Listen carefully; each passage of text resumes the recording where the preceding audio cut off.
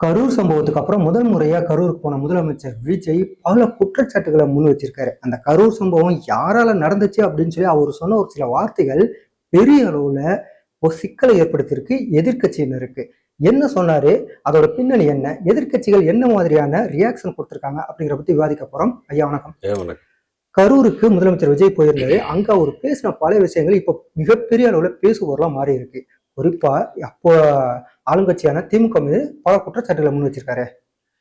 அதாவது ஏற்கனவே அவங்க வந்து போன வருஷம் 2025 செப்டம்பர் 27 இந்த சம்பவம் நடக்குது.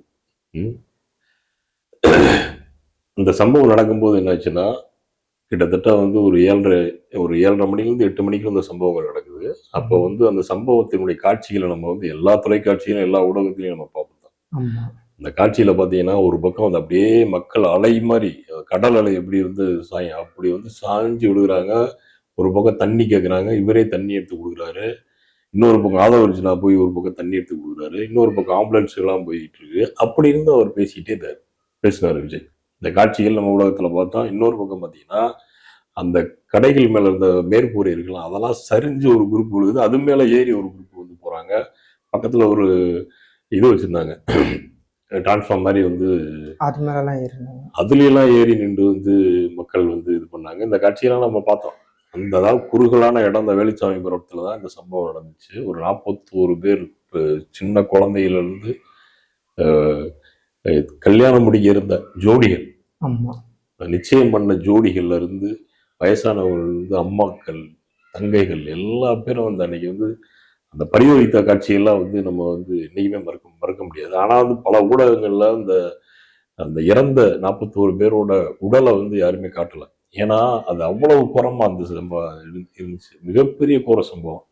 அந்த சம்பவம் நடந்தன்னையுமே இந்த ஸ்பாட்ல இருந்து ஓடி வந்தவர் தான் விஜய். உடனடியாக அங்கிருந்து கிளம்பி 10 மணிக்கெல்லாம் 10-11 மணிக்கெல்லாம் வந்து திருச்சி ஏர்போர்ட் வந்து அங்க நிருபர்கள் கேட்குறாங்க, சார் நீங்க வந்து பங்கேற்ற கூட்டத்துல 30 பேர் இறந்துட்டாங்க, நீங்க என்ன சொல்ல வரீங்க? அப்படியே திரும்பி எந்த வித பதிலுமே சொல்லாம போய் சரியா ஒரு 12 மணிக்கெல்லாம் வந்து அங்க திருச்சியிலிருந்து தனி ஃபிளைட்டை பிடிச்சி நேரம் விட்டார். இங்க அவர் வீட்டுக்கே விட்டார். அப்பயும் வந்து அவருடைய கதவுகள் திறக்கப்படவில்லை. அவர் வீட்டு முன்னாடி நிருபர்கள் நிற்கிறாங்க நள்ளிரவுல கேள்வி கேட்கறதுக்காக. இப்படி ஒரு சம்பவம் நடந்துச்சு, என்ன சொல்ல வரீங்க? அவருடைய அந்த கார் கதவுக்கு திறக்கலாம். அப்படியே நேரம் அந்த நீலாங்கரையில் இருக்கக்கூடிய அவருடைய பங்களாக்குள்ள கார் போயிடுச்சு. கிட்டத்தட்ட இந்த சம்பவங்கள் நடந்து ஒரு 15 தினங்களுக்கு அப்புறம் வந்து அவரே வந்து ஒரு வீடியோ பேசி வெளியிறாரு. அதுல என்ன சொல்ல வர்றாரு, என்னை வந்து நீங்க என்ன வேணாலும் பண்ணுங்க, என்னுடைய நிர்வாகிகளை வந்து நீங்க வந்து எதுவும் பண்ணாதீங்க, நான் பனையூர்ல தான் இருப்பேன், இல்லாட்டி நான் வந்து ஒரு எம்ஆர்சி நகர்ல ஒரு வீடு இருக்கு, அங்கதான் இருப்பேன். அப்ப சொல்லும் போது கூட அந்த சம்பவத்துக்கு அவர் தான் காரணம், நான் தான் காரணம்ன்ற விஷயத்தையே அவர் சொல்லலை. அப்ப வந்து அவங்க கட்சிக்காரங்க இவர் உட்பட சொன்ன விஷயம் என்னன்னா, செந்தில் பாலாஜி குண்டர்களை உள்ள அனுப்பிட்டாரு, அவங்க தான் அந்த நெரிசலுக்கு காரணம். அது எப்படிங்க வந்து மனசாட்சி இல்லாம பேசுறீங்க? உங்களை பார்க்க வந்து காலையில இருந்து ஒரு மக்கள் வந்து ஒரு காலையில 10 மணிலேருந்து ஒரு இடத்துல காத்திருக்காங்க. ஒரு ஈவினிங் வந்து மாலையில ஒரு 3-4 மணிக்கு எல்லாம் வந்து ஜனங்கள் வர ஆரம்பிக்குது. அதே மாதிரி அந்த அந்த கரூருக்கு உட்பட்ட பகுதிகளில் பார்த்தீங்கன்னா ஈவினிங் 6 மணிக்கெல்லாம் வேலைக்கு போனவங்களாம் வந்துடுவாங்க. வந்து அவங்க இடங்களுக்கு வந்து பஸ் ஏறி போவாங்க. கூட்டம் அதிகரிச்சுக்கிட்டே. அப்ப என்ன அந்த விஜய் வராருன்னு சொன்னீங்க. இப்ப சென்னையிலே பார்த்தீங்கன்னா விஜய் வராருன்னு சொன்னா மக்கள் வந்து அவ்வளவு தூரம் வந்து இது பண்றாங்க. இங்கதான் வந்து சினிமாவே எடுக்கிறாங்க. சினிமாவுடைய மையமே இங்கதான் இருக்கு. பல இடங்கள்ல ஷூட்டிங் நடந்துட்டு இருக்கு. அதை போய் நம்ம பார்த்துக்கிட்டே வந்து போகலாம். நடிகளை வந்து நகரத்துல இருக்கவங்களே பார்க்கறதுக்கு முண்டியடிக்கும் போது கிராமத்துல இருக்கவங்க நம்ம என்ன சொல்ல முடியும்? அதுவும் அவர் வந்து ஒரு உச்சபட்ச நடிகர். அப்படிப்பட்ட ஒரு நபரை வந்து பார்க்கறதுக்காக இந்த மக்கள் எல்லாம் சேர 6 மணி 7 மணிலாம் அந்த இடமே வந்து அப்படி பயங்கர நெரிசலா இருக்கு. அப்படிப்பட்ட ஒரு சூழல்ல உங்களுக்கு கொடுக்கப்பட்ட நேரம் நீங்க சொல்றீங்க, எங்களுக்கு வந்து 12 மணிலேருந்து இரவு 10 மணி வரைக்கும் எங்களுக்கு டைம் கொடுத்துருக்காங்க, ரைட்டு. அதாவது நீங்க போற இடம் பூரா உங்களை துரத்திக்கிட்டு ஒரு கும்பல் வருது. அதுல வந்து நிறைய பேர் 2 வீலர்ல கீழே வந்து ஆக்சிடென்ட் ஆகுறான். அதையும் தாண்டி நீங்க வர்றீங்க, அவங்களும் கண்டிக்கிறீங்க, கேட்க மாட்டாங்க. ஏன் பூரா சின்ன பசங்க, உங்களுடைய ரசிகர்கள், அவங்க வந்து இந்த வாலிப வயசுல அவங்களுக்கு எதுவுமே தெரியாது. அவங்க வர்றாங்க, உங்களை பார்க்க வந்தவங்க இறந்துட்டாங்கன்ட்டு, அதாவது குற்ற உணர்ச்சியே இல்லாம ஒரு அரசாங்கத்து மேல குற்றச்சாட்டு சொன்னவர் தான் விஜய். அன்னைக்கு இருந்த திமுக அரசாங்கம் மேல வந்து நேரடியா குற்றச்சாட்டை சொன்னார். அதுக்கப்புறம் இப்பயும் வந்து இவர் ஆட்சிக்கு வந்திருக்காரு, கரூருக்கு போறாரு.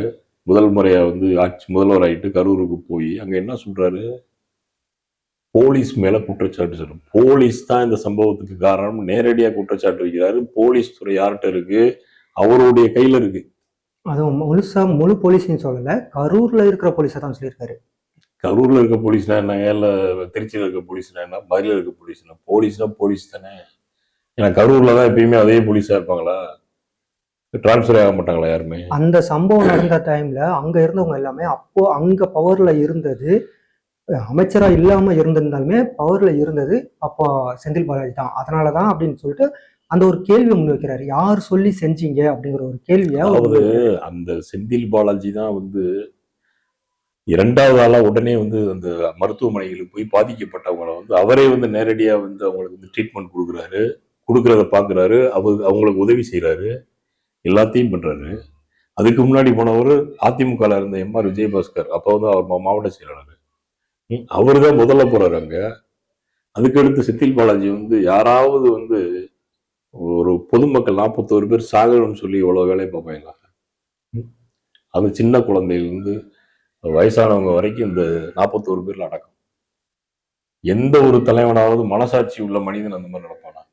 ஆனா முதலமைச்சர் விஜய் சொல்ற முக்கியமான ஒரு காரணம், திருச்சியிலேருந்து அரியலூர் போயிட்டு பெரம்பலூர் போற அந்த ரூட்ல நள்ளிரவு 12 மணி ஆனது, நிறைய கூட்டங்கள் சேர்ந்துருச்சு. அதனால இந்த பெரம்பலூர் கூட்டத்தை ரத்து பண்ணுங்கன்னு சொல்லி போலீஸ்காரங்க சொன்னாங்க. அதனால நாங்க வந்து வேற வழி இல்லாம ரத்து பண்ணோம், ஏன்னா பாதுகாப்பு, பொதுமக்களோட பாதுகாப்பு காரணத்துக்காக அப்படின்னு சொல்லி. அதே மாதிரிதான் இங்கேயும் கூட்டம் நிறைய சேர்ந்துருச்சு. நீங்க கேன்சல் பண்ணுங்கன்னு சொல்லியிருந்தா கண்டிப்பா நாங்க கேன்சல் பண்ணியிருப்போம். ஏன்னா இந்த உரிமை வந்து போலீஸோட கையில தான் இருக்கு. அவங்க வேணாம்னு சொல்றாங்கன்னா கண்டிப்பா கேன்சல் ஆயிரும். ஆனா அது வேணும்னு அப்படி ஒரு நாடகத்தை நடத்துனாங்க, யாரோ சொல்லி தான் இதெல்லாம் செஞ்சாங்கிற ஒரு குற்றச்சாட்டை அவர் முன் வைக்கிறாரு. அதாவது அந்த சம்பவம் நடந்து ஒரு 2 நாள் கழிச்சு, அதாவது முதல்வருடைய முதன்மை செயலாளர், அவரு ஏடிஜிபி, சுகாதார செயலாளர், இவங்கெல்லாம் வந்து டிஜிபி உட்பட பிரஸ் மீட் கொடுக்குறாங்க தலைமைச் செயலகத்தில். அதாவது இவருடைய வீடியோ வெளியே வந்துச்சுல, ஆமா, இவரே வீடியோ எடுத்து பேசி வெளியே விட்டார்ல, அந்த சம்பவம் நடந்து ஒரு 2 மணி நேரத்துல வந்து இவங்க வந்து விளக்கம் கொடுக்குறாங்க. ஏடிஜிபி என்ன சொல்றாரு, எங்களுடைய டிஎஸ்பி, அங்க இருந்த ஸ்பாட்ல இருந்த டிஎஸ்பி வந்து நிகழ்ச்சி ஒருங்கிணைப்பாளர் இருந்தாங்களா தாவேக்கா, அவங்க ஆதரவு வேன்ல இருந்த ஆதரவு இருந்துச்சுன்னா அந்த மாவட்ட செயலாளர் மதிவாணன், அங்க இருந்த ஒரு புஷி ஆனந்த் உள்ளிட்ட எல்லா பேர்ட்டையும் சொல்லியிருக்காரு, அந்த வேலுச்சாமிபுரத்துல பயங்கரமா கிரௌட் இருக்கு, நீங்க முன்னாடியே பேசிட்டு போயிருங்க அப்படின்னு சொல்றத அந்த நிகழ்ச்சியில ஒருங்கிணைப்பாளர் யாருமே கேட்கல அப்படின்னு ஏடிஜிபியினுடைய அந்த அவருடைய பேட்டி இன்னமும் வந்து சமூக வலைதளங்கள வைரலா போயிட்டு இருக்கு. இதுக்கு அப்பவே தாவேக்கா தரப்புல மறுப்பு தெரிவிச்சிருந்தாங்க, எங்கள்கிட்ட அந்த மாதிரிலாம் யாரும் வந்து பேசவே இல்லை அப்படின்னு சொல்லிட்டு ஒரு மறுப்புலாம் வேற தெரிவிச்சாங்க. அதாவதுங்க, இப்போ இந்த அரசியல் கட்சிக்காரங்க இருக்காங்கல்ல, அவங்க எல்லாமே ப்ரூஃப் தான் எதிர்பார்ப்பாங்க. ஒரு போலீஸ் போய் ஒரு கூட்டம் அதிகமா இருக்கு, இதே இது அவர் தானே சொல்றாரு, பெரம்பலூர்ல வந்து நாங்க வந்து 10 மணிக்கு மேல பேசவே கூடாது முதல்ல, அது தெரியுமா? 10 மணிக்கு மேல எந்த கூட்டமும் பேசக்கூடாது, தேர்தல் ஆணையத்தினுடைய கட்டுப்பாடு அது. எந்த மீட்டிங் நீங்க பேச முடியாது. கரெக்ட் தான். ஆனா அப்போ வந்து 10 மணிக்கு மேலே நீங்க எப்படி போய் தேர்தல் காலம்ல எப்பயுமே 10 மணிக்கு மேல பேச முடியாது, தேர்தல் காலம் மட்டும் கிடையாது, 10 மணிக்கு மேல யாருமே பேசக்கூடாது.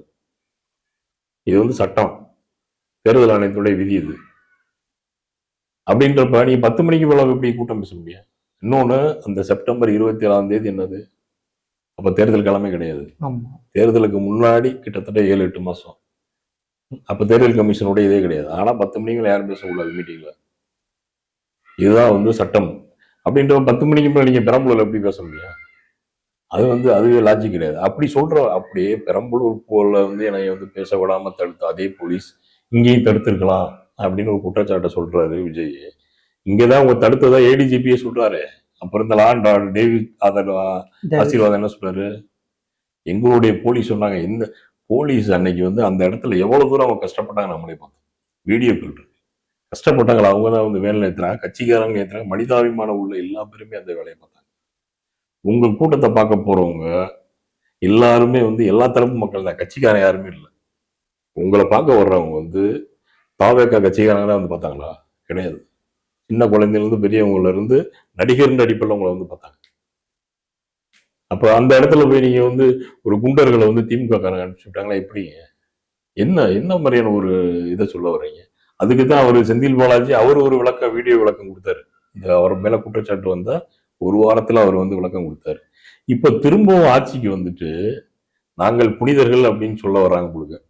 இன்னமும் வந்து போலீஸ் மேல தூக்கி ஒரு குற்றச்சாட்டு.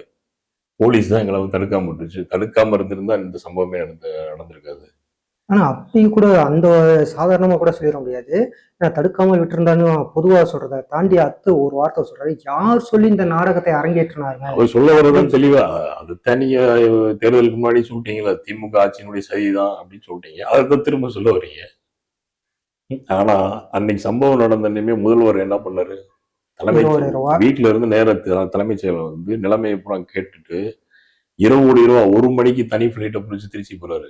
டெப்டி சிஎம் துபாயில இருந்துட்டு உடனே தனி ஃபிளைட்டை பிடிச்சி அங்க அங்கிருந்து இருந்து கரூருக்கு 3 மணிக்கு போறாரு. இறந்தவங்க பூரா பாக்குறாரு. அந்த பாடியை பூரா பார்த்துட்டு கண்ணீர் வடிக்கிறாரு. பாதிக்கப்பட்ட குடும்பங்களுக்கு அவங்கள போய் சந்திக்கிறாரு. அவங்களுக்கு தேவையான சிகிச்சைகளை பண்ண சொல்றாங்க. மதுரை பக்கத்துல இருக்க 5 மாவட்டங்கள்ல இருந்து 10 கிட்டத்தட்ட 10 மாவட்டம் டாக்டர் செவிலியரை பூரா உள்ள கூப்பிடுறாங்க. இந்த வேலைகள் வந்து ஒரு அரசாங்கம் எவ்வளவு தூரம் துரிதமா பண்ணணுமோ அந்த வேலையை பண்ணாங்க.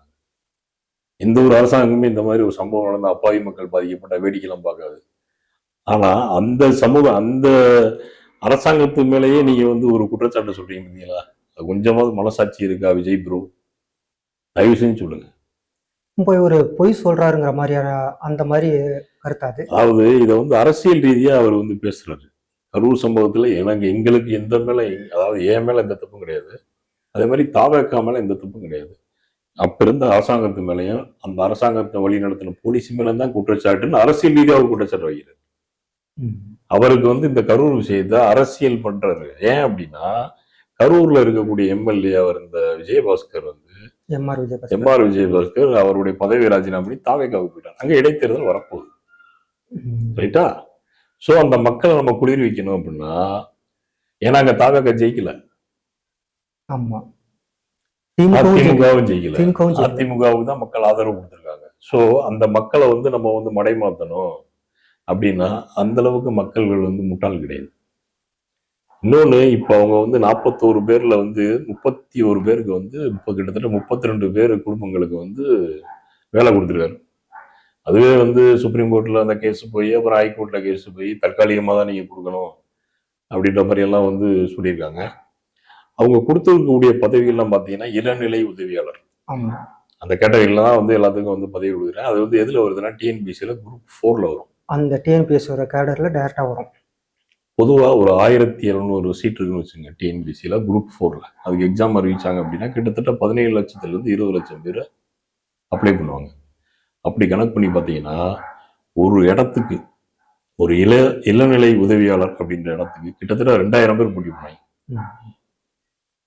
அதுக்கு அவன் வந்து எவ்வளவு நாளா படிச்சிருப்பாங்க, எவ்வளவு நாளா உயிரை கொடுத்து படிச்சு சிலருக்கு கிடைக்காம போயிருது. 10 வருஷமா படிக்கிறான், எழுதுறான், கிடைக்க மாட்டேங்குது. சில 5 வருஷமா படிக்கிறான், கிடைக்குது. இப்படி கிடைக்காமலும் இருக்கவங்க இருக்காங்க, கிடைச்சிருக்காங்க. கிட்டத்தட்ட அவங்க வந்து ஒரு நாளைக்கு வந்து ஒரு 12 மணி நேரம் படிக்கிறாங்க. டிஎன்பிசிக்கு ப்ரிப்பேர் ஆகிறாங்க. அதாவது குரூப் 4க்கு நான் சொல்றேன். குரூப் 4க்கே இந்த நிலைமை. இப்படி அவன் வந்து கஷ்டப்பட்டு எப்படியாவது அரசாங்க வேலைக்கு போயிடணும் ஒரு பக்கம் கஷ்டப்படும் போது ஒரு தனியார் நிகழ்ச்சி தான் அது. ஒரு கட்சியில ஒரு தலைவரா பார்க்க வந்து ஒரு நடிகரா இருந்த தலைவரை பார்க்க வந்து இறந்தவங்களுக்கு நீங்க ஏற்கனவே 20 லட்சம் ரூபா கொடுத்தீங்களா? அரசாங்கம் ஒரு 10 லட்சம் கொடுத்தா? திருமாவளவன் அவர் கட்சி சார்பா நிதி கொடுத்தாரா? கமலஹாசன் அவர்கள் வந்து அவருடைய கட்சி சார்பா நிதி கொடுத்தாரா? இப்படி பல்வேறு தரப்புமே சேர்ந்து கிட்டத்தட்ட ஒரு பாதிக்கப்பட்ட ஒரு குடும்பத்துக்கு 35 லட்சம் ரூபா கொடுத்துருக்காங்க. இது இல்லாம நீங்க அரசியல் பண்ணணும் அப்படின்ற நீங்க நாங்க என்ன சொல்றோம், நீங்க வந்து அந்த 31 இடங்களுக்கு கிட்டத்தட்ட இன்ட்டுன்னு போட்டீங்கன்னா ஒரு 1 லட்சம் பேர் படிக்கிறாங்க. அது 1 லட்சம் பேருடைய உழைப்பு தான் அது. இந்த 36 பேர் அவன் கஷ்டப்பட்டு படிச்சதை வந்து நீங்க வந்து தாராளமா பாதிக்கப்பட்டவங்களுக்கு இவ்வளவு தூரம் நிவாரணம் கொடுத்துறீங்க. அது ஓகே. 35 லட்சம் ஒரு குடும்பத்துக்கு கொடுத்துறீங்க. இதுக்கு மேல என்ன நீங்க கொடுக்கணும்? அப்படி நீங்க கொடுக்கணும் அப்படின்னா உங்க கட்சி சார்பா திரும்ப ஒரு நிதியை கொடுங்க. இந்த பாதிக்கப்பட்டிருக்காங்க எங்க கட்சி சார்பா நாங்க 1 கோடி ரூபாய் கொடுங்க, ஒரு குடும்பத்துக்கு 1 கோடி ரூபாய் பிக்ஸட் டெபாசிட் போட்டுட்டா வட்டி வந்துட்டே இருக்கும். அதை பற்றி மத்தவங்களுடைய வாழ்க்கையில நீங்க ஏன் போய் விளையாடுறீங்க? பாவம் அடுத்தவங்களுடைய அதுதான். அதாவது உங்களை பார்க்க வந்து உங்க கூட்டத்துக்கு வந்தவங்க இறந்துருக்காங்க. ஏன் தூத்துக்குடி துப்பாக்கி சூடு நடந்துச்சு. ஆமா. அதுல வந்து என்ன ஒரு போராட்டம், அதாவது அரசு சேர்ந்த போலீஸ் காரங்க சுட்டு பல பேர் செத்தாங்க. சுட்டு செத்தாங்க. அதுவும் போலீஸ் டிபார்ட்மெண்ட் அரசு நிர்வாகத்துல சேர்ந்த முக்கியமான ஒரு இது. இப்ப போலீஸ் காப்பாத்துச்சு. கரூர் சம்பவத்துல அவங்க தண்ணி இல்லாதவங்களுக்கு தண்ணி வாங்கி கொடுத்தாங்க. அப்படிப்பட்ட போலீஸ் தான் இன்னைக்கு குற்றவாளியா மாறி இருக்காங்க. அன்னைக்கு எல்லாத்துக்கும் போலீஸா குற்றவாளி? கொஞ்சமாவது உங்களுக்கு மனசாட்சி இருக்கா? இப்படி பேசலாமா? முதல்ல ஒரு முதல்வர் ஒரு இந்த படத்துல எல்லாம் ஒரு காரை தூக்கிட்டு வருவாங்க, கரகாட்டம் படத்துல. எப்ப பார்த்தாலும் அந்த கார் ஃபேக் கார் தான் போகும். அது மாதிரி உங்களுக்கு பிரச்சாரம் முடிஞ்சு போச்சு, நீங்க முதல்வர் ஆயிட்டீங்க, ஒரு அரசு விழாவை நடத்துறீங்க, இல்ல ஒரு மீட்டிங் போட்டு பேசுறீங்க கரூர் மக்கள்கிட்ட, அது இன்னமும் அந்த வண்டியை தூக்கிட்டா போய் சுத்தி தெரியுவீங்க. இதுல இப்ப இடைத்தேர்தல் ஒரு வேலை வரல அப்படின்னா இந்த வேலையை கொடுத்துருப்பாரா? அவர் வேலை கொடுத்ததே முதல்ல தப்பு. அவர் இடைத்தேர்தல் வந்தான்னா வரல என்னன்னா, பாதிக்கப்பட்ட குடும்பங்கள் நீங்க நிதி கொடுங்க, நீங்க உங்க சார்பா கொடுங்க, நீங்க கொடுங்க, 20 லட்சம் நிதியை ஏன் கொடுக்குறீங்க? அரசு சம்பந்தப்பட்டது. இப்போ அதுதான் ஒரு பெரிய சர்ச்சையா மாறி பல கட்சியினரும் பல விதமான கோரிக்கைகளை முன் வச்சுட்டு இருக்காங்க. அதிமுக என்ன சொல்றாங்க, உங்களோட கட்சி நிகழ்ச்சியில பங்கேற்றவங்க செத்து போயிட்டாங்கன்னு சொல்லிட்டு கொடுக்குறீங்க, தருமபுரியில பஸ் எரிப்பு சம்பவத்துல பாதிக்கப்பட்ட குடும்பத்துக்கு கொடுங்க, தூத்துக்குடி துப்பாக்கி சூடு சம்பவத்துல பாதிக்கப்பட்டவங்களுக்கு கொடுங்க அப்படின்னு அதிமுக தரப்புல சொல்றாங்க. அடுத்து பாமக தரப்புல என்ன சொல்றாங்க, அந்த சமூக நீதி போராட்டத்துக்காக அவங்க வன்னியர் இடஒதுக்கீட்டுக்காக போராடி உயிர் நீத்த அவங்களுக்கு அவங்க குடும்பத்துக்கு கொடுங்கன்னு சொல்லி அவங்க சொல்றாங்க. இதுல பாமக எம்எல்ஏ சௌமியா அன்புமணி அவங்க ஒரு கோரிக்கை வைக்கிறாங்க, இந்த மாதிரி வேலை கொடுக்கறதுக்கு பதிலாக ஒட்டு மொத்தமா விவசாயிகளோட எல்லா கடனையும் தள்ளுபடி பண்ணுங்க, பாரபட்சமும் பார்க்காதீங்க அப்படின்னு சொல்லி அவங்க ஒரு கோரிக்கை வைக்கிறாங்க. வானதி சீனிவாசன் அவங்க ஒரு கோரிக்கை வைக்கிறாங்க, 30 வருஷத்துக்கு முன்னாடி நடந்த அந்த கோயில் குண்டு வெடிப்பு சம்பவத்துல பாதிக்கப்பட்ட அவங்களுக்கு வேலை கொடுங்க, அரசு வேலை கொடுங்க அப்படின்னு கேட்குறாங்க. இப்படி எல்லா கட்சியினரும் மாறி மாறி ஒவ்வொரு கோரிக்கையை முன் வச்சுட்டு இருக்காங்க. பல ஆண்டுகளுக்கு முன்பு நடந்த சம்பவங்களுக்கு இப்ப வேலையை கொடுங்கன்னு சொல்லி கேட்க ஆரம்பிச்சுட்டு இருக்காங்க. இப்படி ஒரு வேலை கொடுக்கல அப்படின்னா இவங்களுக்கு வேற மாதிரியான இம்பாக்ட் கிடைக்க தானே செய்யும். அதாவது இது சம்பந்தமா 31 பேருக்கு வேலை கொடுக்க கூடாது அரசாங்கம் அப்படின்னு சொல்லி வழக்குகள் இப்ப நீதிமன்றத்துல இருக்கு. மதுரை ஹைகோர்ட்ல இருக்கு, அதே மாதிரி இங்க சென்னை ஹைகோர்ட்ல இருக்கு, சுப்ரீம் கோர்ட்லயும் இந்த கேஸ் போயிட்டு இருக்கு.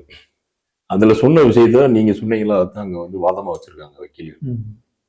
இவ்வளவு சம்பவங்கள் நடந்திருக்கு, தூத்துக்குடி துப்பாக்கி சூடு, தருமபுரி பஸ் எரிப்பு வழக்கு, இப்படின்ற பல சம்பவங்கள் நடத்தப்ப அங்கெல்லாம் அவங்க வேலை கொடுத்தாங்களா? இது இதை சொல்லும் போது உடனே கள்ளக்குறிச்சியில இந்த கள்ளச்சாராயம் குடிச்சு 60க்கும் மேற்பட்டவர் இறந்தாங்களா, அவங்களுக்கு 10 லட்சம் ரூபாய் அரசு நிதியை கொடுத்ததுக்கு அரசு நிதியை நீங்க எப்படி கொடுக்கலாங்க, அதே போலதானே இதுவும் அப்படின்னு சொல்லி இப்படி திருப்பிட்டு வராங்க. அரசு நிதியை நிதிதான் அவங்க கொடுத்தாங்க. பாதிக்கப்பட்ட அவங்க கள்ளச்சாராயம் குடிச்சு இறந்தவங்க சும்மா சாதாரண அடிப்படையா வாழக்கூடிய மக்களுங்க. அந்த 63 பேர் இருந்தாங்கல்ல, 61 பேரா, அந்த 61 பேர் 66 அவங்க சாதாரண ஒரு மக்கள், கூலி வேலை செய்யறவங்க. அவங்களுக்கு வாழ்வாதாரம் கிடையாது. இன்னும் அம்மா இறந்துருப்பாங்க, இல்லாட்டி அப்பா இறந்துருப்பாங்க, 2 பேரும் இறந்துருப்பாங்க. அந்த குடும்பத்தை யாருங்க பாப்பா? அவங்களுக்கு என்ன அரசு வேலையா கொடுத்துருக்காங்க இந்த கவர்மெண்ட், திமுக கவர்மெண்ட்? அவங்களுடைய வாழ்வாதாரம் பாவம். உன்னை நம்பி இருந்த ஒரு குடும்ப தலைவர் இறந்துட்டாலும், குடும்ப தலைவர் இறந்துருச்சு, மகன் இறந்துட்ட அப்படின்ட்டு இப்போ என்ன பண்றாங்க, பாதிக்கப்பட்ட அந்த குடும்பத்துக்கு ஒரு அரசாங்கம் செய்யக்கூடிய உதவி அதாங்க. அங்க போய் பாதிக்கப்பட்ட குடும்பத்தை எல்லாத்துக்கும் அரசு வேலையை கொடுத்து வந்தது திரும்ப கேட்கிறோம். இப்படி ஒரு வேலை இந்த மாதிரி சம்பவங்களுக்கு எல்லாம் சரி, இதுக்கு முன்னாடி இதே கரூர் சம்பவத்துல 41 பேர் இறந்தாங்களா, அதுக்கு அரசாங்கம் என்ன பண்ணுச்சு, திமுக அரசாங்கம் 10 லட்சம் ரூபாய் கொடுத்தாங்களா? அதே மாதிரிதான உதவி. அதையும் முடிச்சு எல்லாத்தையுமே ஒரே கேட்டகரியில கொண்டு வரக்கூடாது. இப்போ ஒருவேளை இந்த போல இன்னொரு சம்பவம் நடந்து அதுக்கும் வேலை கொடுக்குற மாதிரி ஒரு சூழல் வரும் அப்படின்ட்டு தவிர வேற ஏதாவது நடவடிக்கை மக்கள்ல ஒரு சில பேர் சமூக விரோதிகளோ வேற யாரோ அப்படி ஒரு சம்பவங்கள்ல செய்ய ஆரம்பிச்சிட்டாங்க, இது எப்படி போய் முடியும்? அதாவது இந்த விஜய் அவர்கள் நேற்று பேசின விஷயத்துல கரூர் சம்பவத்துல பாதிக்கப்பட்ட மக்களையும் ரொம்ப அசிங்கப்படுத்துறாரு. அதே மாதிரி இந்த பாதிக்கப்பட்ட மக்களுக்கு அப்ப இருந்த திமுக கவர்மெண்ட் எவ்வளவு தூரம் அவங்க முன்னாடி போய் உதவி பண்ணாங்க, அவங்களுடைய வாழ்வாதாரத்தை காப்பாத்துறாங்க. இனிமேல் அது போன்ற நிகழ்வுகள் நடக்கவே கூடாதுன்ற வழிகாட்டி நெறிமுறை எல்லாம் கொண்டு வந்தாங்க. இதெல்லாம் அன்னைக்கு எங்களை வந்து தடுக்கிறாங்க, எங்க கூட்டத்துக்கு மக்களை வரவிடாம தடுக்கிறாங்கன்னு சொல்லக்கூடிய இதே விஜய் இன்னைக்கு 5000 பேருக்கு மட்டும் அனுமதி கொடுக்குறீங்க. ஏன் சம்பந்தப்பட்ட உங்களை பார்க்க வந்து 50,000 1 லட்சம் பேர் கொடுக்க முடியாது? சம்பந்தப்பட்ட அந்த உயிரிழந்தவங்களோட ஒரு அம்மாவுக்கு கூட உள்ள அனுமதி கொடுக்கவே இல்லை. அவங்க அப்பாவும் அம்மாவும் பிரிஞ்சிருக்காங்க கிட்டத்தட்ட 10 ஆண்டுகளாக. அந்த அந்த குழந்தைய வளர்த்தது அவங்க அம்மா தான்.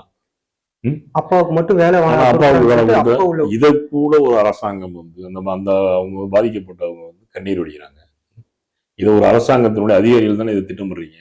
யாருக்கு வேலை கொடுக்கணும்? பொதுவா லேடிஸ்க்கு தான் கொடுக்கணும். பொதுவாக அவங்களுக்கு தானே கொடுக்கணும். குழந்தை ஏன்னா வந்து அவங்களுக்கு தான் அடுத்த வேற எந்த ஒரு இதுவும் இல்லாம இருக்கும். வாழ்வாதாரமே இல்லை அவங்களுக்கு. அதை கொடுக்கணுமா இல்லையா? இப்படி எல்லாத்துலயும் ஒரு குளறுபடி தான். இப்படி பண்ணிட்டு கேட்டா நாங்க வந்து திமுக அப்புறம் எதுக்கு எடுத்தாலும் திமுக வந்து இன்னமும் வந்து இந்த ஸ்டாலின் அவர்களை வந்து அவர் வந்து கொத்து புரோட்டா போட்டாங்களாமா. அதாவது ஸ்டாலினை தோக்கடிச்சுட்டு குளத்தூர் மக்கள் வந்து கொத்து புரோட்டா போட்டாங்க. 5 நிமிஷம் பேசினதுக்கே கொத்து புரோட்டா 5 நிமிஷம் பேசுறதுக்கே வந்து கொத்து புரோட்டா. அது இதுக்கு முன்னாடி சட்டப்பேரவை என்ன சொன்னார்னா 5 நிமிஷம் பேசுனதுக்கே குளத்தூர் காணா போச்சு, அப்படி ஒரு டேலாக்கு. இப்போ இதுல ஓடு ஓடு ஓடு அது வேற ஒரு பாட்டெல்லாம், அந்த பாட்டு அவருடைய படத்துல வர பாட்டு தான், வேட்டைக்காரன் படத்துல வரும். அந்த பாட்டை வேற பாடுறாரு, ஓடு ஓடு ஓடு ஓடு. சினிமாக்காரன்றதை நொடிக்கு ஒரு முறை நிரூபித்துக் கொண்டிருக்கிறார் அவர் விஜய் அவர்கள். நீங்க முதல்வர் ஆயிட்டீங்க, அதை மறந்துகிட்டு திரும்ப திரும்ப ஓடு ஓடு அந்த பாட்டு அவர் யாருக்கு சொல்றாருன்னா, ஒண்ணு முதலமைச்சருக்கு, 2வது செந்தில் பாலாஜிக்கு. செந்தில் பாலாஜிக்கு தான் திரும்ப அவர் வந்து பதில் கொடுத்தாரு. அந்த கரூர் சம்பவம் நடந்து ஓடுனது யாரு? நீங்களா நாங்களா? ஆமா, இந்த நிகழ்ச்சியில அவரு விஜய் சொன்னது கட்சி சார்பா 41 பேருக்கு நினைவு சின்னம் அமைக்கப்படும் சொல்லியிருந்தாரு. இதுக்கு பதிலடி கொடுக்குற விதமா செந்தில் பாலாஜி ஒரு இது கொடுத்திருந்தாரு. அதை இமேஜ் எல்லாம் கூட கிரியேட் பண்ணி ஏஐல கிரியேட் பண்ணி நிறைய பேர் போட்டுட்டு இருந்தாங்க. விஜய் ஓடுற மாதிரியான ஒரு இமேஜ் வச்சு மக்களை தவிக்க விட்டு ஓடியவர் அப்படின்னு சொல்லிட்டு அவங்க ஒரு சிலை வச்ச நினைவு சின்னம் வச்ச மாதிரி அவங்க ஒரு இது கிரியேட் பண்ணி எல்லாம் போட்டுட்டு இருக்காங்க. அதான் அந்த முன்னாள் அமைச்சர் சிவசங்கர் சொல்லியிருக்காரு, கரூர் சம்பவம்னால எங்களுக்கு நினைவு சின்னம் வர்றது விஜயோட முதுகுதான் அப்படின்னு. திருச்சி ஏர்போர்ட்ல வந்து திரும்பிட்டு ஓடுவார் தெரியுமா? பதில் சொல்லாம பத்திரிகையாளருக்கு பதில் சொல்லாம. ஆமா, அதாவது என்னதான் வந்து பதிலடி சரவடி கொடுத்தாலுமே இந்த விஜய் தலைமையில அந்த டீம் இருக்குல்ல, ஒரே சினிமா டைலாக்கா எழுதி கொடுத்துக்கிட்டு சினிமா வசனமாவே மேடையில பேசிக்கிட்டு அதை வந்து மக்கள் நம்ம வந்து அதை ரசிக்கிறதுக்கு ஒரு கூட்டத்தை வீணே ரெடி பண்ணி கூட்டு வந்து அது உடனே ஒவ்வொரு வார்த்தை சொல்ல சொல்ல கத்திக்கிட்டே இருக்காங்க. கேட்டா கதறுன்ற ஒரு வார்த்தையை வேற திரும்ப திரும்ப சொல்லுவார். அதாவது எதிர்கட்சியெல்லாம் கதறிக்கிட்டு இருக்காங்களாம். ஆனா உண்மையிலேயே இவங்க தான் ரொம்ப இதா இருக்காங்க. மத்த கட்சியில இருக்கிறவங்க எல்லாத்தையும் தங்கள் பக்கம் இழுத்துக்கிட்டு அவங்களுக்கு தேவையான எம்எல்ஏக்கள் வரணுங்கிறதுக்காக பண்ணிட்டு இருக்காங்க. சுயசக்தி பாஜக மாத்துறாங்க. அதாவது பாஜக வந்து வாஷிங் மிஷின் ஒன்று வச்சிருந்துச்சு, இவர் வந்து அதே டபுள் வாஷிங் மிஷின் வாங்கி வச்சிருக்காப்புல வீட்டுல வச்சுக்கிட்டு. எவன் மேலாம் கேஸ் இருக்கு எம்எல்ஏக்கள் அவனை பூரா ராஜினாமா பண்ணி சொல்றது, அதிமுகல வந்து சேர்ந்துருங்க அப்படின்னு உள்ள இழுத்து போடுறது. இப்போ அதே மாதிரி அதிமுக இருக்கிற எம்எல்ஏக்கள்ல நிறைய பேர் வந்துகிட்டு இருக்கிறாங்க. இந்த கரூர் விஷயத்திலேயே அந்த பணி ஆணை வழங்குற நிகழ்ச்சி வந்து மாவட்ட ஆட்சியர் அலுவலகத்துல நடந்துச்சு. அது ஒரு ஆட்சியர் அலுவலகம் தான். அந்த ஆட்சியர் அலுவலகத்துல உள்ள முதலமைச்சர் போனதுக்கு அப்புறம் அங்க உள்ள போனவங்களாம் யாருன்னா மக்கள் பிரதிநிதிகள் உள்ள போனாங்க, அதிகாரிகள் உள்ள போனாங்க, அப்புறம் பாதிக்கப்பட்ட அந்த பணியாணை வாங்குறவங்க உள்ள போயிருந்தாங்க. இதுல குறிப்பா அதிமுகவுல இருந்து எம்எல்ஏ பதவி ராஜினாமா பண்ணிட்டு உள்ள அங்க கட்சியில் பேசியிருந்தாங்கல்ல, விஜயபாஸ்கர், விஜயபாஸ்கர், எம்ஆர் விஜயபாஸ்கர் 2 பேரையுமே ஆட்சியர் அலுவலகத்துக்கு உள்ளேயே அலோவ் பண்ணவே இல்லை. 2 பேரும் வெளியில தான் நின்றுக்கிட்டு 2 பேரும் கதை பேசிட்டு உட்காந்துட்டு இருந்தாங்க. அவங்க வந்து என்னன்னா, அவங்க வந்து மக்கள் பிரதிநிதியில எம்எல்ஏ பதவி ராஜினாமா பண்ணிட்டாங்க. ஸோ அதனால நாங்க வந்து சட்டம் என்ன சொல்லுதோ சட்டத்தின்படிதான் அந்த ஆட்சி நடக்கும். அதே மாதிரி அவர் நேற்று வந்து உதவி இந்த பணி நியமன ஆணையம் வழங்கினார்ல, அதுல பாத்தீங்கன்னா ஒரே கண்ணீர் காட்சிகள்லாம் நடந்துச்சு. இங்க கண்ணீர் வடிக்கிற ஒரு மலேசியால போய் இந்த ஜனநாயகன் படத்துக்கு அந்த பாடல் ஆடியோ லான்ச் நடந்துச்சுல, அப்ப வந்து பயங்கரமா அழுதுட்டு இருந்தாரு. எல்லாரும் பார்த்தோம்னா கரூர் சம்பவத்தையே நினைச்சுக்கிட்டு அந்த நிகழ்ச்சி ஆரம்பிச்சிருந்து பார்த்தோம்னு வச்சுங்க, ஒரே கண்ணீரும் கமலமா இருந்தாரு. கோட் சூட்டை போட்டுக்கிட்டு உட்காந்துக்கிட்டு எனக்கு லாஸ்ட் டான்ஸ் அப்படின்னு கேட்டோன்னே ஒரு போய் லாஸ்ட் டான்ஸ் ஆடுவார் அதே இதுலதான் எனக்கு ஒரு ஆரம்பிச்சது. ஒரு முக்கியமா இவ்வளவு பெரிய ஒரு சம்பவம் நடந்திருக்கு. முதல் முறையா அந்த பகுதி மக்களை சந்திக்கிறதுக்கான ஒரு நிகழ்ச்சி, அந்த இடத்துல போற ஒரு முதலமைச்சர் கருப்பு பேண்ட் கருப்பு சட்டை போட்டு போறாரு. அது வந்து ஒரு இது துக்கமான ஒரு இதுக்காக காட்டுறாங்கிறதுக்காக போறாருங்கிறது ஓகே. ஆனா அவர் பேசின எந்த இடத்துலயுமே சோகமா இருந்ததுக்கான அவரோட ஃபேஸ் ரியாக்ஷன் எதுவுமே இல்லையே. ஆனா இந்த சம்பவம் நடந்தப்போ அப்போ முதலமைச்சராக இருந்த ஸ்டாலின் அங்கேருந்து இங்க போறப்ப ஒரு இடத்துல கூட கொஞ்சம் சிரிச்ச மாமாவோ இல்ல ஒரு மாதிரியாவோ இல்ல அங்க வந்த வேற எந்த தலைவர்களோ யாருமே அப்படி இல்லை. ஆனா இவர் அந்த இடத்துல போய் பேசுறாரு. இத்தனைக்கும் அவங்களுக்கு வந்து ஆறுதல் சொல்லக்கூடிய ஒரு நிகழ்ச்சியா தான் இருந்திருக்கணும். ஆனா அங்க போய் இருந்துகிட்டு ஒரு சிரிச்சுக்கிட்டு புன்னகையோட ஒரு பேசுற வசனங்கள் மட்டும்தான் ரொம்ப சோகமா இருக்க மாதிரியான வார்த்தைகளா இருக்குதே தவிர அவரோட ஃபேஸ் ரியாக்ஷன் எல்லாம் இன்னமும் அந்த எலெக்ஷன் பிரச்சாரத்துக்கான ஒரு அந்த டோனா தான் இருந்துச்சு அவரோட ஃபேஸ் ரியாக்ஷன். அதுங்க உண்மை எங்க இருக்கோ அது வெளியில வந்துடும். இந்த சம்பவத்துக்கு யார் காரணம், உண்மையாவே அந்த சம்பவத்துல வந்து பாதிக்கப்பட்டவங்க நாங்க வந்து அழுகிறோமா இல்ல கவலைப்படுறோமா அப்படின்றத அவங்க முகமே காட்டி கொடுத்துரும். இன்னொன்று அவங்க பேசக்கூடிய பேச்சும் காட்டி கொடுத்துரும்.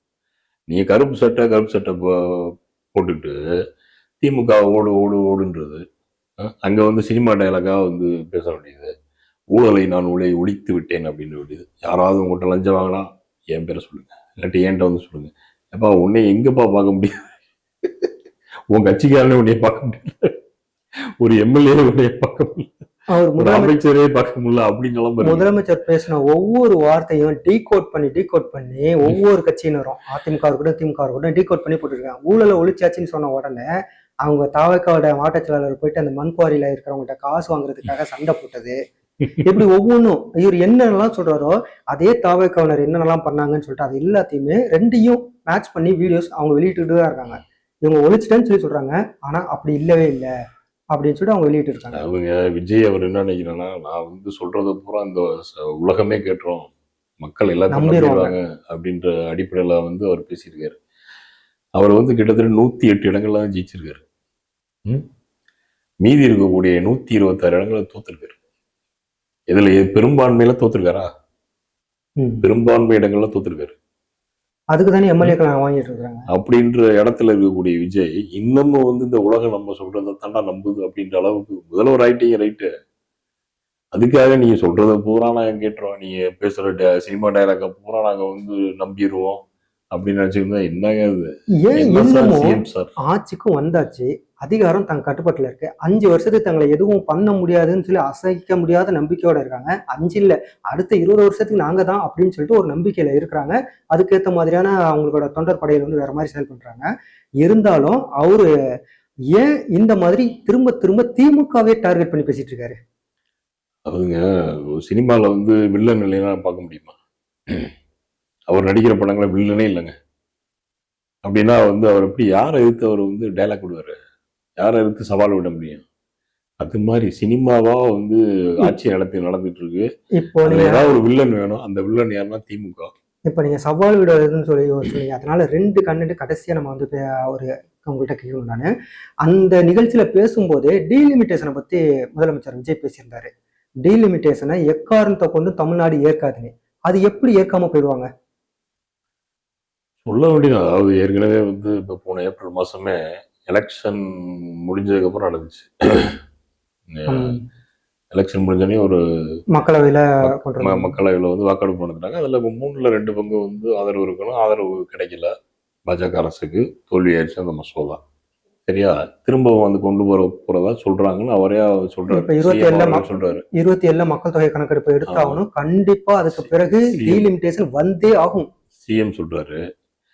அதாவது ஒரு பார்லிமெண்ட்ல ஒரு மசோதா நிறைவேறுச்சு அப்படின்னா அது எல்லா மாநிலத்துக்கும் தான் பொருந்தும். யாராலையும் தடுக்க முடியாது. நான் என்னால அது ஒதுக்குறேன் அப்படின்னு சொல்லிட்டு நான் ஏத்துக்க மாட்டேன்னு சொல்லவே முடியாது. அது சொல்ற ஒரு பாஜக அரசு கொண்டு வந்து இந்த தொகுதி மறுவரைய மசோதாவா நாங்கள் எதிர்ப்புன்னு சொல்ல முடியாது. அது பாஜக அரசுன்றது வரமாட்டேங்குது, தொகுதி மறுவரை மட்டும்தான் வருது. நீங்க அந்த சொல்ற அதே இதுல இப்போ ஒரு விஷயம் சொல்லியிருக்கிறாங்க. ஏற்கனவே தமிழ்நாடு சட்டப்பேரவையில அந்த தமிழ் தாய் வாழ்த்து தான் முதல்ல பாடணும், இந்த மாதிரி சர்ச்சைகள்லாம் ஏற்கனவே போயிட்டு இருந்துச்சு. அரசு நிகழ்ச்சிகள்ல தமிழ் தாய் வாழ்த்தும் தேசிய கீதம் மட்டும்தான் பாடணும் அப்படிங்கிற ஒரு சர்ச்சையெல்லாம் ஏற்கனவே போயிட்டு இருந்துச்சு. இப்போ கடந்த 1 வருஷமா வந்தே மாதரம் இடையில கொண்டு வந்து சேர்த்தாங்க. இப்போ அதை எதுக்கு கொண்டு வந்தீங்கன்னு சொல்லி ஒரு கேள்வி கேட்டுட்டு இருந்த டைம்ல இப்போ மத்திய அரசு ஒரு உத்தரவை பிறப்பிச்சிருக்கிறாங்க. என்னன்னா முதல்ல ஒவ்வொரு மாநிலமும் அவங்களுடைய அரசு நிகழ்ச்சிகளை முதல்ல அவங்க மாநில பாடல்களை ஒளிபரப்பணும், அதன் பிறகு வந்தே மாதரம் 2வதா ஒளிபரப்பணும்னு சொல்லியிருக்காங்க. 3வதா தேசிய கீதம் ஒளிபரப்பணும்னு சொல்லியிருக்காங்க. கட்டாயமா வந்தே பாரதம் அப்படிங்கிறது இருக்கணும் அப்படின்னு சொல்லிட்டு ஒரு ஆர்டரை போட்டிருக்காங்க. இப்போ இவங்க அதை எதிர்த்து பேசிடுவாங்களா? அது எப்படி பேசுவாங்க? ஏற்கனவே நீங்க வந்தனையுமே வந்தே பாரதம் வந்துருச்சுல உள்ள. அந்த சட்டப்பேரவையிலே வந்துருச்சு. அதுக்கு முன்னாடி ஒரு பதவியை தரலாம். ஆளுநர் நிகழ்ச்சிங்கிறது அது வந்து கவர்மெண்டோட மேண்டேட்டரி. அதனால தப்பே இல்லைன்னு வீல சொல்லிட்டாங்க. அதுக்கெல்லாம் ஒன்றும் அதாவது மத்திய பாஜக அரசை வந்து இவங்க எதிர்க்கவே முடியாது, எதிர்க்கவும் மாட்டாங்க. எதிர்த்தாங்கன்னா வந்து காலி ஆயிடுவாங்க. அது அவங்களுக்கு நல்லா தெரியும். இதுல குறுக்க இன்னொரு கடைசியா ஒரு கேள்வி. எனக்கு வந்த ஒரு தனிப்பட்ட ஒரு தகவல். தமிழ்நாட்டுக்கு நிரந்தர ஆளுநர் ஒருத்தரை நியமிக்க போறாங்க. அதாவது முழு நேர ஆளுநர் அதை வந்து நியமிக்கிறதுக்காக மத்திய அரசு ஒரு திட்டத்தில் இருக்கிறதாகவும், அது முன்னாள் உளவுத்துறை அதிகாரி இயக்குனராக இருந்தவரை கொண்டு வந்து வைக்கிறதுக்காகவும் பிளான் பண்ணிட்டு இருக்கிறதா ஒரு தகவல் வந்திருக்கு. ஏற்கனவே உளவுத்துறையில வேலை செஞ்ச RN ரவி தான் திமுகவோட ஆட்சிக்கு ரொம்ப குடைச்சல் கொடுத்துட்டு இருந்தாரு. இப்போ தாவேக்காவை சரிப்படுத்துறதுக்காகத்தான் இப்படி ஒரு முடிவுல அவங்க பேச்சுவார்த்தை நடத்திட்டு இருக்காங்க, ஆலோசனை பண்ணிட்டு இருக்காங்க அப்படிங்கிற ஒரு தகவல் வெளிவந்திருக்கு. வரட்டும், அவர் எப்படி செயல்படுறாரு. இப்போ இருக்க அருளேக்கரே வந்து பார்த்தீங்கன்னா அவர் பாட்டு கிளம்பி ஆய்வு கூட்டங்கள்லாம் நடத்திட்டு இருக்காரு. அதே மாதிரி உங்க ஊர்ல வந்து ஏதாவது பிரச்சனை என்கிட்ட வந்து சொல்லுங்கன்றாரு. மதுரை வைகை அவர் வந்து முழு நேரம் பகுதி நேரம்லாம் கிடையாதுங்க. ஒரு பக்கத்துல இருக்க மாநிலங்கள்ல இருக்கக்கூடிய ஆளுநருங்க வந்து நீங்க இதை சேர்த்து பாருங்க அப்படின்னா அவங்க முழுசா தான் பார்ப்பாங்க, பகுதியெல்லாம் பார்க்க மாட்டாங்க. ஏன்னா அதனால முழுசா ஒருத்தரை போட்டாலுமே அவர் வேலை மத்திய அரசு என்ன சொல்லுதோ அதை வந்து செய்வாரு. அதுக்குதான் அவங்க சொல்லிட்டாங்க, நாங்க வந்து ஆளுநர் எந்த பணிச்சிலும் கொடுக்க மாட்டோம், ஆளுநருக்கு எதிராக பேச மாட்டோம்னு ஓப்பன் டாக் விட்டாங்க. வாக்குமூலம் ஒப்புதல் வாக்குமூலம் கொடுத்துட்டாங்க. இப்போ என்ன சொன்னாலும் எதுவும் பேச மாட்டாங்க. பாஜக இப்ப ஆளுநர்களா நியமிக்கிற ஆளுங்க, அதுவும் தமிழ்நாட்டுக்கு ஆளுநர்களா நியமிக்கிற ஆளுங்க எல்லாமே உளவுத்துறையில வேலை செஞ்சவங்க, ஒரு மிகப்பெரிய ஒரு அந்த பின்னணியில வேலை செஞ்சவங்களை மட்டுமே கொண்டு வந்து போடுறது இங்க இருக்க அரசியல் கட்சிகளுக்கு அழுத்தம் கொடுக்கறதுக்கான ஒரு வேலையா இருக்கிற மாதிரி தானே தோணுது. இதுக்கு தாவேக்கா அடி பண்ணிச்சிருமா? அவங்க இப்போ அடி பண்ணிடுறாங்களோ பார்த்துட்டு தான் இருக்காங்க. பாஜக அரசுலையும் வாயை திறக்க மாட்டாங்க. ஆளுநரை வந்து நாங்கள் வந்து அதாவது திமுக அரசாங்கம் மாதிரி எதிர்க்கெடுத்தாலும் நாங்கள் ஆளுநரை எதிர்க்க மாட்டோம்னே சொல்றாங்க. அப்போ நீ உளவுத்துறையில இருந்தேன்னா, இல்லை IB-ல இருந்தேன்னா, யாரை தூக்கி போட்டா இருந்தேன்னா, இல்லை ரால இருந்து ஒருத்தர் வர்றாருன்னு வச்சுக்கங்களேன், ரிட்டையர்ட் ஆகி அவராக இருந்தாலும் ரிட்டையர்ட் ஜட்ஜி ஒருத்தர் வர்றாரு, பாஜகவுடைய ஆதரவாளராக மாறி வர்றாருன்னு வச்சுக்கங்களேன், இவங்க ஓப்பன் ஸ்டேட்மெண்ட் போய் விட்டாங்களே, நாங்கள் ஆளுநரை வந்து கடந்த திமுக ஆட்சி போல் நாங்கள் எதிர்க்க மாட்டோம்னா என்ன அர்த்தம்? சாஷ்டாங்கமா காலில் விழுந்தாச்சுன்னு அர்த்தம். யார் வந்தாலும் நாங்கள் அப்படியே தான் படுத்திருப்போம். இதுதான் தொடரும். ஓகே, பார்ப்போம் தாவேக்கா அரசை மத்திய அரசை எப்படி எதிர்கொள்ள போறாங்க. இந்த கரூர் சம்பவத்துல முதலமைச்சர் விஜய் பேசினது எந்த மாதிரியான எதிர்விளைவை ஆற்ற போகுது, அல்லது அவருக்கு சாதகமா இருக்க போதா அப்படிங்கிறத பத்தி பின் நாட்கள்ல நம்ம விரிவா அலசி ஆராயலாம். நன்றி ஐயா. நன்றி.